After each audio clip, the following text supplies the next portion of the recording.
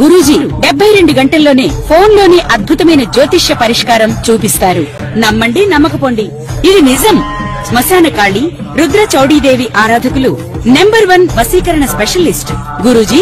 మనిషి పుట్టుక నుండి చనిపోయే వరకు వచ్చే అన్ని క్లిష్టమైన సమస్యలకు పరిష్కారం ఇక్కడ లభిస్తుంది. విద్య, ఉద్యోగం, వ్యవహారం, స్త్రీ ప్రేమ, పెళ్లి, సంతానం, స్త్రీ పురుష వశీకరణం, భూవశం, భార్యాభర్తల కలహాలు, కోర్టు సమస్యలు, విడాకుల సమస్యలు, చేతబడి, అప్పుల బాధ, ఇంకా మీకు ఎలాంటి సమస్యలు ఉన్నా 72 గంటల్లోనే శాశ్వత పరిష్కారం చేయబడును. ఓం గంగణపతి నమ, ఐం సరస్వతి నమ, శివాయ గురువే నమ, జయ గురు దత్తాత్రేయ నమ. ఆపదారవహతారం దాతారం సర్వసంపదాం లోకాభిరామం శ్రీరామం భూయో భీర్మామి. యా దేవీ సర్వభూతేషు మాతృరూపేణ సంస్థితాః నమస్తస్తే నమస్తస్తే నమస్తస్తే నమో నమః. యా దేవీ సర్వభూతేషు శక్తిరూపేణ సంస్థితాః నమస్తస్తే నమస్తస్తే నమస్తస్తే నమో నమః. జయ గురు దత్తాత్రేయ నమ. మాతృభ్యో పితృభ్యో ఋషిభ్యో గురుభ్యో నమః. జయ గురు దత్తాత్రేయ నమ. యూట్యూబ్ ప్రేక్షకులందరికీ కూడా నమస్కారం అండి. నేను ఆలపర్తి గురునాథ్ శర్మ, జ్యోతిషం వాస్తు సిద్ధాంతిని. ప్రతి విషయంలో కూడా ప్రతి మానవాళికంతా కూడా ఉపయోగపడే విధంగా ఈ యొక్క కంటెంట్ అనేది చెప్పడం జరుగుతుంది. ప్రతి విషయంలో కూడా మనకి ఏంటంటే మేషాది ద్వాదశ రాశుల వాళ్ళు ప్రతి రోజు కూడా దేవతార్చన చేసే విధంగా మీ ఇంట్లో ఉండవలసిన విగ్రహం ఏంటి, ఈ యొక్క లగ్న చక్రవశాత్ కానీ ప్రధానంగా రాశి వశాత్ అయిన కానీ ఈ రాశి వాళ్ళు ఈ విగ్రహారాధన చేయడం వల్ల మంచిగా కలిసి వస్తుంది. ఈ విగ్రహారాధన చేయడం వల్ల మంచి ఐశ్వర్య యోగం కలుగుతుంది, అష్టైశ్వర్య యోగం కలుగుతుంది, సంతాన యోగం సిద్ధిస్తుంది, వ్యాపారం యోగం కలుగుతుంది, అన్యోన్య దాంపత్యం కలుగుతుంది, వివాహాది శుభకార్యాలు జరుగుతాయి అంటారు. ఈ యొక్క విశేషమైన విగ్రహాన్ని పెట్టుకోవడం వల్ల, ఈ దేవతార్చన చేయడం వల్ల అఖండమైన ఐశ్వర్యోగం సిద్ధించడానికి అవకాశం ఉంటుంది. ప్రధానంగా విగ్రహ ప్రామాణికం అంతా కూడా మనకి పరిహార శాస్త్రంలో చెప్పడం జరుగుతుంది. మనకి జ్యోతిష గ్రంథంలో కూడా చెప్పడం జరుగుతుంది.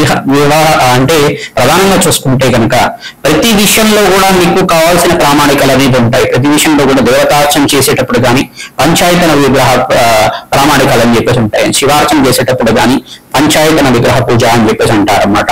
మరి వైష్ణవ ఆరాధనలో చేసేటప్పుడు కూడా దాంట్లో కూడా పంచాయతన విగ్రహ పూజలు అనేవి ఉంటాయి. ప్రధానంగా చూసుకుంటే సారిగ్రామ పూజ అనేది శ్రేష్టంగా ఉంటుంది వాళ్ళకి.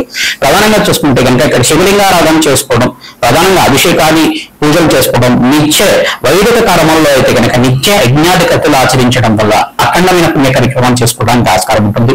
ప్రతి మానవాళికి ఉపయోగపడే విధంగా కులదేవత ఆరాధనే శ్రేష్టమైన ఆరాధన ఉంటుంది. మీ కులదేవం ఎవరో తెలుసుకోండి. ప్రధానంగా మీ పూర్వీకుల ఆరాధన తరతరాల నుంచి వచ్చిన ఆరాధన అంతా కూడా చేయాలి.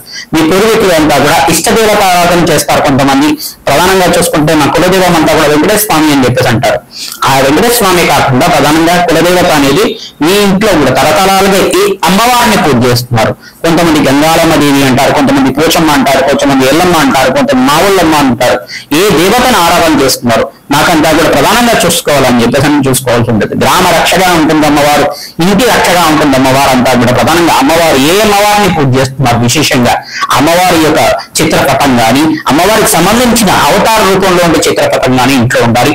లేదు చిన్న విగ్రహం ఈ యొక్క అంగుష్ట మార్గం అంటే 3 అంగుళాలు మందం ఉండే 3 ఇంచెస్ అంతా కూడా 3 ఇంచెస్ అంతకన్నా అంగుళాలు మందం ఉండే విగ్రహం అంతా కూడా పెట్టుకోకూడదు అన్నమాట. ఎక్కువ విగ్రహాలు పెట్టుకుంటే గనక దానికి మహానైవేద్యం పెట్టుకుని యోగం ఉంటే కనుక మడి ఆచారాలతో చేసిన మహానైవేద్యం అంతా కూడా అన్నంతో చేసిన నైవేద్యం అంతా కూడా పెట్టాల్సి ఉంటుంది. యజ్ఞాది కృతులు చేసే దగ్గర విగ్రహారాధన చేసుకోవచ్చు. ప్రతినిత్యం కూడా ఆరాధన చేసేటప్పుడు దానికి ఏదైనా పండో ఫలమో బెల్లమో ఏదైనా నైవేద్యం పెట్టుకోవడం వల్ల ఆ విగ్రహానికి శక్తి వస్తుంది. ఎక్కువ విగ్రహాలు పెట్టుకోవడం వల్ల దానికి నైవేద్యాలు పెట్టుకోవాల్సి ఉంటుంది అన్నమాట. నివేదన ఎక్కడైతే చేస్తున్నారో అక్కడ విగ్రహ పూర్వోదయం చేసుకోవడం వల్ల అఖండమైన ఐశ్వర్య ప్రాప్తి కలుగుతుంది. విగ్రహారాధన చేసుకోవడం వల్ల దేవుడంతా కూడా నిర్వికార నిరాకార నిర్మయ రూపుడు అన్నమాట. దేవుడికంతా కూడా ఆకారం లేదు. అసలు ఆకారం లేనప్పుడు మనం ఏం చేస్తున్నామంటే ఈ ఆకారంలో పూజ చేసుకోవడం వల్ల ఈ విగ్రహంలో మనం ప్రాణప్రతిష్ఠ చేసుకుని మంత్రంతో ప్రాణప్రతిష్ఠ చేసుకుని పూజ చేసుకోవడం వల్ల ఈ విగ్రహాన్ని దేవుడి రూపంగా భావించి పూజ చేసుకోవడం వల్ల మనకి ఆత్మశక్తి కలుగుతుంది, దైవ శక్తి కలుగుతుంది, దైవ చింతన కలుగుతుంది. తద్వారా అంతా కూడా విగ్రహ నామస్మరణ చేయడం వల్ల, దేవత ఆరాధన చేయడం వల్ల, భగత్ నామస్మరణ చేయడం వల్ల అఖండమైన పుణ్యయోగం సిద్ధిస్తుంది. కోటి యజ్ఞాల ఫలితం కలుగుతుంది. తద్వారా ఈ యొక్క పుణ్య కార్యక్రమాలంతా కూడా చేయడం వల్ల విశేషమైన పూజలంతా కూడా ఆచరించడం వల్ల వంశాభివృద్ధి కలుగుతుంది, అష్టైశ్వర్య యోగం కలుగుతుంది.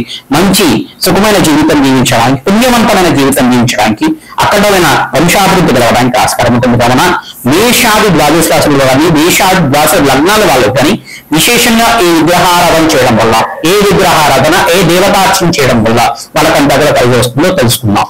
జయ గురు దత్తాత్రేయ. మీనరాశి మీనలగ్న జాతకులకి విశేషంగా మీరంతా కూడా ఎటువంటి దేవతార్చన చేయాలి, ఇంట్లో ఉండాల్సిన విగ్రహాలు ఏంటి, ఎటువంటి విగ్రహ ఆరాధన చేసుకోవడం వల్ల పుణ్య ఫలితం కలుగుతుంది. ప్రధానంగా చూసుకుంటే దత్తాత్రేయ విగ్రహ ఆరాధన శ్రేష్టంగా ఉన్నారు. మీ ఇంట్లో అంతా కూడా శివలింగ అర్చన విధానం అంతా కూడా మీకు ఆచారం ఉంటే కనుక తప్పనిసరిగా మీరంతా కూడా వెండి శివలింగాన్ని చిన్న ప్రామాణికంగా ఉండే 3 అంగుళాల మందం ఉండే చిన్న శివలింగాన్ని తెచ్చుకొని దానితో ఒక చెంబులో రాగి చెంబులో అంతా కూడా జలాన్ని నింపి గంగాజలంతో అభిషేకం చేసుకోవడం వల్ల పుణ్య ఫలితం కలుగుతుంది.